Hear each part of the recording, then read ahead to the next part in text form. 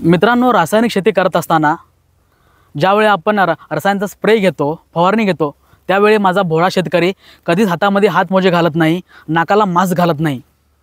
मित्रांनो, विचार करा, ज्या केमिकल एकेकाळी बॉम्ब तयार करायला वापरत होते तेच केमिकल स्प्रे जेव्हा आपण स्प्रे घेतो तेव्हा आपल्या नाकावाटे, आपल्या तोंडावाटे जेव्हा शरीरामध्ये आत जाते तेव्हा शरीराची अवस्था काय होत असेल।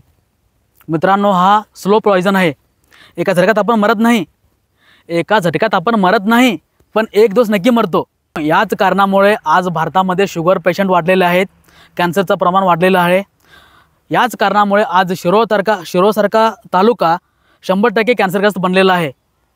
मित्रांनो, विचार करा, अजून पण वेळ गेलेले नाही।